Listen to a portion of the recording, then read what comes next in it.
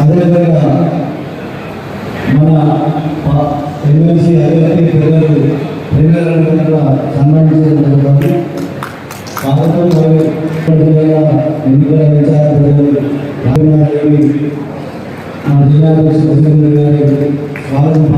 ఈ ప్రాంతానికి భారతీయ జనతా పార్టీ ప్రాతినిధ్యం వహిస్తే సెంట్రల్ నుండి ప్రత్యేక తీసుకొచ్చి ఈ ప్రాంతాన్ని అభివృద్ధి చేసి యువతలు నిరుద్యోగులు ఉపాధి కల్పించడానికి అనేక ప్రయత్నాలు తీసుకుంటారు. కాబట్టి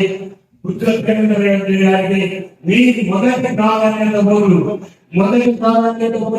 నేను మీకు అందరికీ ఒక్కసారి ఎగ్జామ్ చేస్తున్నా. మీరు జోరులో నిర్ణయించుకొని మీరు ఓడిస్తారు. ఆ ఓటు కూడా ఓడి వందన చేయలేదు, దిక్కువేత చేయలేదు, ఓన్లీ ఒక అక్షరం పెట్టాలి. ఆ వన్ కూడా బీజేపీకి సంబంధించిన ఒక సానుభూతి పరులు అందరూ పెద్దలు కూడా ఎవరైతే జాతీయవాదాన్ని కాంక్షిస్తున్నారో, ఎవరైతే నరేంద్ర మోడీ గారు ఈ దేశంలో ప్రధానిగా కొనసాగాలనుకుంటున్నారో, ఈ దేశాన్ని ఆయన పటిష్టంగా ఉంచుతారని చెప్పి భావిస్తున్నారో వాళ్ళందరూ కూడా అభ్యర్థులే అని చెప్పి సందర్భంగా మనవి చేస్తున్నాను నేను. కాబట్టి మీరు ఆ విధంగా అనుకుంటే ఎన్నిక గెలుస్తాం. కొన్ని కుట్రలు కుతంత్రాలకు కూడా తెరలిస్తున్నారు కొన్ని పార్టీలు. ఇవాళ భారతీయ జనతా పార్టీకి ప్రజల మద్దతు పట్టభద్రుల మద్దతు లభిస్తున్నదనే ఉద్దేశంతో 3,000 5,000 ఓటుకిచ్చి కొనాలనే ప్రయత్నం చేస్తున్నారని. కానీ ఈసారి నేను గ్యారంటీగా చెప్పగలుగుతాను, ఈ వరంగల్ గాని ఖమ్మం గాని నల్గొండ పట్టభద్రులు వాటిని అన్నింటినీ కూడా ఛేదిస్తారని తిప్పికొడతారని కూడా ఈ సందర్భంగా నేను మనవి చేస్తున్నాను. ఎందుకంటే మొన్నటి ఒక అసెంబ్లీ ఎన్నికల్లో కూడా డబ్బులు వంచిన వాళ్ళు గెలవలేదు. అందుకోసమే పెద్దలారా, పట్టభద్రులారా, మేధావులారా, న్యాయవాదులారా, డాక్టర్లు, టీచర్లు, ప్రైవేట్ టీచర్లు, రిటైర్డ్ ఎంప్లాయీస్, నిరుద్యోగులు, మరి పేరు పేరున అందరూ కూడా ఆలోచించండి.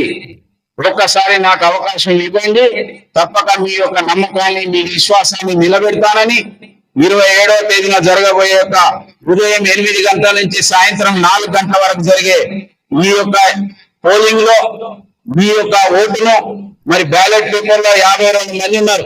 కానీ మొదటి పేరు పక్కన 1 అని రాసి అత్యధికమైన యొక్క మెజార్టీతో గెలిపించాలని మీ అందరికీ చేతులెత్తి నమస్కరిస్తూ, తప్పక మీరు నాకు అవకాశం ఇస్తే మీ విశ్వాసాన్ని నిలబెడతానని నేను మరొకసారి మనవి చేస్తూ ధన్యవాదాలు తెలియజేస్తున్నాను. మాతాకి ఎవరైతే విద్యా సంస్థలో స్కాలర్షిప్స్ లేకుండా చదువుకోవాలి ఆలోచించాలి. కాబట్టి భారతీయ జనతా పార్టీ ప్రశ్నిస్తా ఉన్నాం. ఇప్పుడు అనేది 2 కోట్ల మోడీ గారు ఇక్కడ కల్పించాలని చెప్పి నేను చాలా స్పష్టంగా చెప్తున్నాను.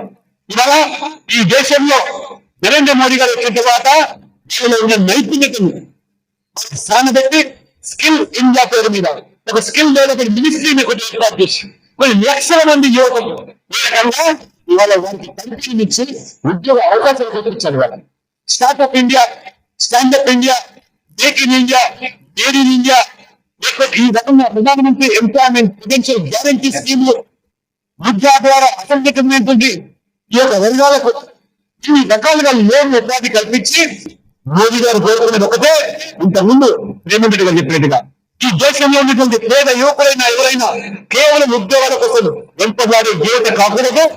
ఈ దేశంలో ప్రతి యువకులు చదువుకున్న వారు విద్యార్థులు వారికి శిక్షణ ఇస్తాం, మంచి ట్రైనింగ్ ఇస్తాం, వారు ఉద్యోగాలు కల్పించే సంస్థగా మారాలి అని Modi ji never wanted job seekers in this country.